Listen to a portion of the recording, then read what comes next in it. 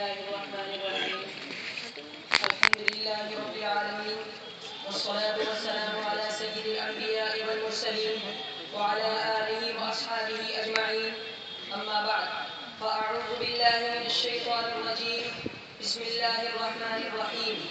وقال النبي صلى الله عليه وسلم العلماء ورثة الأنبياء أو كما قال عليه الصلاة والسلام جو رکے تو کوہ گراں تھے ہم جو رکے تو کوہ گراں تھے ہم جو چلے تو جہاں سے گزر گئے بہار آئی اگر گلشن میں تو کس کام کی آئی بہار آئی اگر گلشن میں تو کس کام کی آئی نشے من شاخ پہ باقی رہا نہ دل ہی سینوں میں محترم حضرات اور اسٹیج پر رونق افروز حضرات علماء کرام آج میں ان یاران باصفا شہیدان عشق و وفا وارثان بلال اور سراخیل آزادی کے تذکرے کی سعادت حاصل کر رہا ہوں جن کا قلب و جگر اسلام کی عظمت سے معمور تھا جن کے چہرے پر عزم و استقلال کی کرنیں جلوہ فکن تھی جن کا دل جذبہ جہاد سے سرشار تھا جن کی زندگی اسلام کی سربلندی اور اعلاء کلمت اللہ کے لیے وقف تھی جن کی ایک تاریخ ہے جن کی ایک داستان ہے جنہوں نے ہر دور میں اسلام کی آبیاری کی ہے اور چمنستان اسلام کی طرف بڑھنے والی ہر باد سموم کی راہ میں دیوار آہنی بن کر حائل ہو گئے محترم حضرات جب ہندوستان کی مقدس سرزمین پر سن 1601 میں انگریزوں کا ناپاک سایہ پڑا اور وہ اپنی شاطرانہ و عیارانہ چالوں سے یہاں کے مالک بن بیٹھے جب باشندگان ہند پر طرح طرح کے ظلم و ستم کے پہاڑ توڑے جانے لگے جب ہندوستانیوں کو غلام بنایا جانے لگا جب ہندوستانیوں کا خون ان کے پسینوں سے بھی ارزاں ہونے لگا تو ایسے نازک وقت میں سب سے پہلے جس شخص نے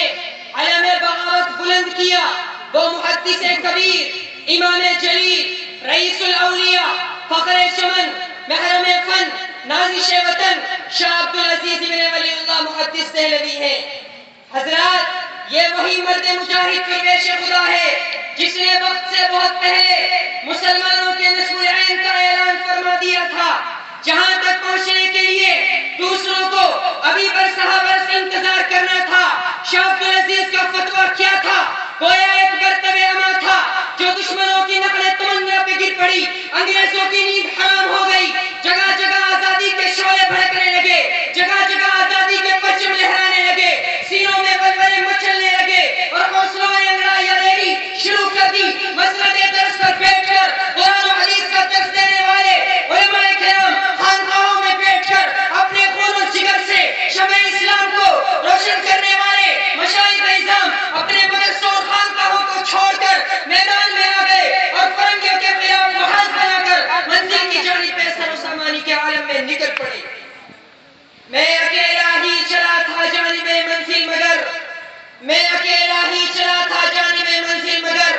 راہ رو آتے گئے اور کارواں بنتا گیا کہ مصداق بن گئے حضرات یہ واقعہ ہے کہ اگر ہندوستان کی جنگ آزادی میں علماء حصہ نہ لیتے تو یہ ہندوستان کبھی بھی آزاد نہ ہوتا اگر یہ سراخیل آزادی نہ ہوتے تحریک آزادی نہ چلتی تحریک خلافت نہ چلتی تحریک ریشمی رومال نہ چلتی ہندوستان چھوڑو تحریک نہ چلتی مقدمہ وہابیہ نہ چلتا امبارہ سازش کیس نہ بنتا الغرض علماء کرام ہی نے اپنے خون و جگر سے عروج آزادی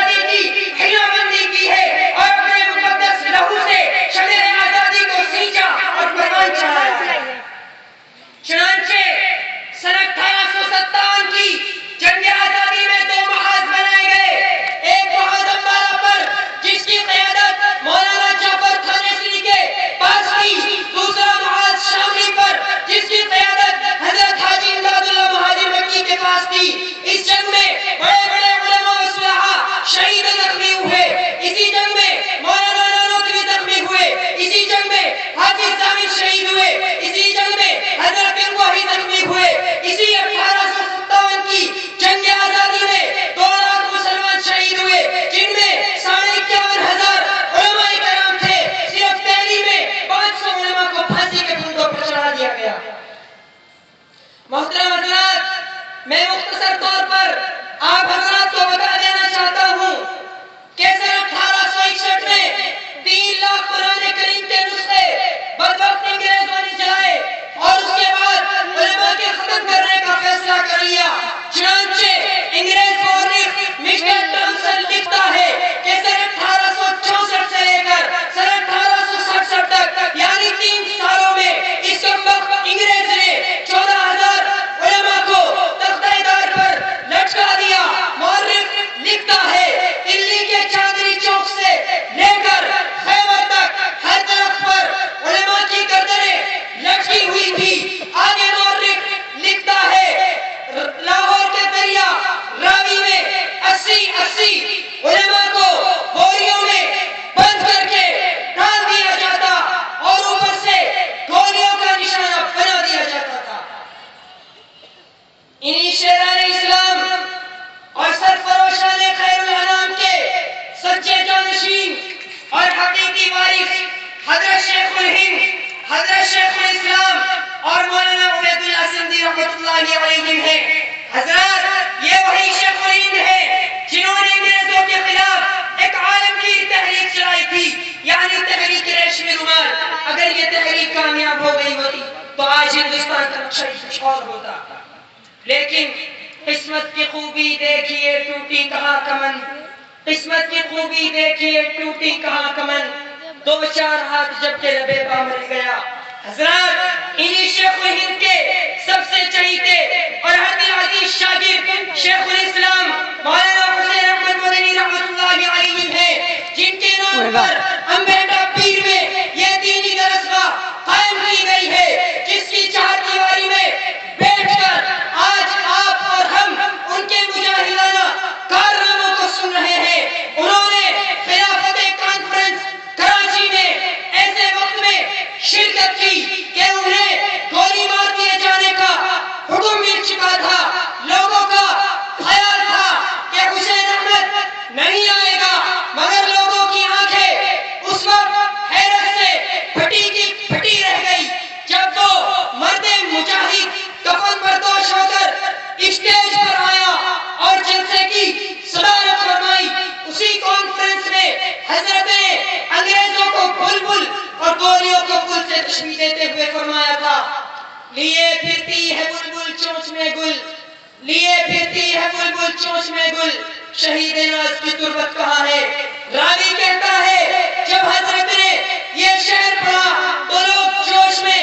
آدھے گھنٹے تک مسلسل نعرے لگاتے رہے اور پھر علماء کی قربانیوں اور اپنے فتوے کی جانب انگریز کو مخاطب کر کے کہا تھا, کھلونا سمجھ کر نہ برباد کرنا, کھلونا سمجھ کر نہ برباد کرنا کہ ہم بھی کسی کے بنائے ہوئے ہیں. فرنگی کی فوجوں میں حرمت کے فتوے, فرنگی کی فوجوں میں حرمت کے فتوے سرے دار چڑھ کر دکھائے ہوئے ہیں. وہ شہر آزادی کے خودے کے سیچا, وہ شہر آزادی کے خودے کے سیچا تو پھل سے پکنے کو آئے ہوئے ہیں. لیکن دوستو کتنی بربادی مقدر میں تھی آبادی کے بعد, کتنی بربادی مقدر میں تھی آبادی کے بعد.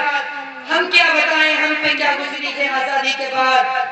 وقت کی قلت دامنگیر ہے اس لیے میں ان چند کلمات پر اپنی بات ختم کرتا ہوں. وآخر دعوانا الحمدللہ رب العالمین.